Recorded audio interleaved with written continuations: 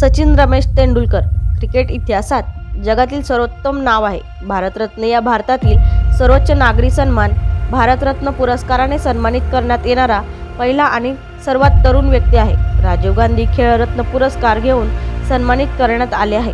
2008 मध्ये त्याला पद्मविभूषण पुरस्कार सुद्धा मिळालेला आहे। 1998 मध्ये आंतरराष्ट्रीय क्रिकेटमध्ये पदार्पण केल्यानंतर त्याने फलंदाजीत अनेक विक्रम नोंदवले आहेत। त्याने कसोटी आणि एकदिवसीय दोन्ही क्रिकेटमध्ये सर्वाधिक शतके झळकावले आहेत।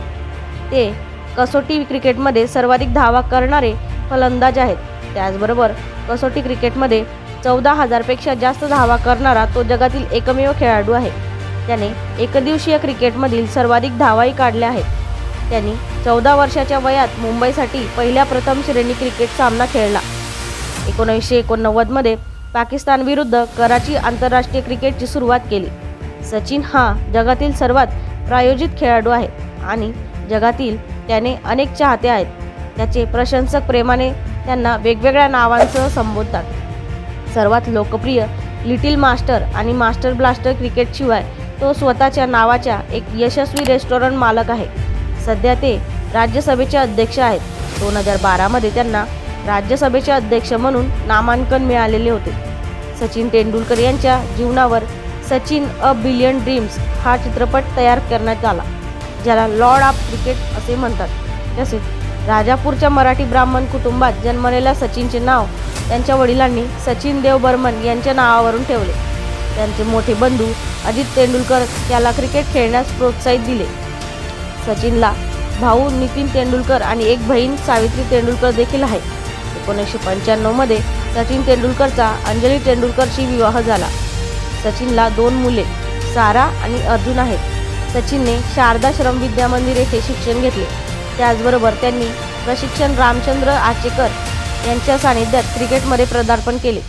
वेगवान फलंदाज होण्याकरता त्यांनी FMF पेस फाउंडेशनच्या कार्यक्रमात भाग घेतला, पण वेगवान फलंदाज डेनिस लिलीनी त्याला आपल्या फलंदाजीवर लक्ष केंद्रित करण्यास सांगितले।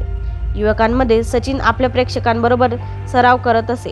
त्याच्या प्रेक्षकांनी स्टंपवर 1 रुपयाचे नाणे ठेवत असे आणि तेंडुलकरला गोलंदाजी करणाऱ्या गोलंदाजाने जर सचिनला बाद केले तर ते त्याला देण्यात येत असे। पण फलंदाज म्हणून सचिन बाद झालं नाही तर मग हे नाणं त्यानेच।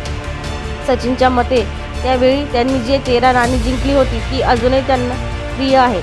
क्रिकेटचा रेकॉर्ड त्यांनी 16 फेब्रुवारी 2012 रोजी बांगलादेश विरुद्ध 100व्या शतकांसह मीरापूरमध्ये केले। एकदिवसीय क्रिकेटच्या इतिहासातील दुहेरी शतक झळकवणारा पहिला खेळाडू। एकदिवसीय सामन्यांमध्ये सर्वाधिक धावा 18,000 धावा। एकदिवसीय सामन्यांमध्ये सर्वात जास्त वनडेतील शतके म्हणजेच 49 शतके। विश्वचषक स्पर्धेतील एकदिवसीय सामन्यांमध्ये सर्वाधिक धावा। कसोटी क्रिकेटमध्ये सर्वाधिक 51 शतक। 5 नोव्हेंबर 2009 रोजी ऑस्ट्रेलिया विरुद्ध एकदिवसीय क्रिकेटमध्ये 175 धावा व एकदिवसीय क्रिकेटमध्ये 17,000 धावा करणारा पहिला फलंदाज। कसोटी क्रिकेटमधील सर्वोच्च धावांचा रेकॉर्ड केलेला आहे।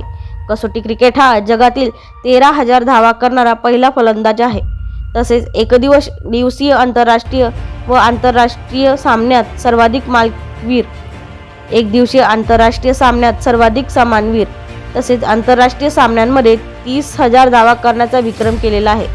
तसेच त्यांनी 23 डिसेंबर 2012 रोजी एकदिवसीय क्रिकेटमधून निवृत्ती जाहीर केली। पण जेव्हा तो कसोटी क्रिकेटमधून निवृत्ती जाहीर करत होता या प्रसंगी त्यांनी सांगितले की देशाचे प्रतिनिधित्व करणे आणि संपूर्ण जगामध्ये खेळणे हा एक मोठा सन्मान होता।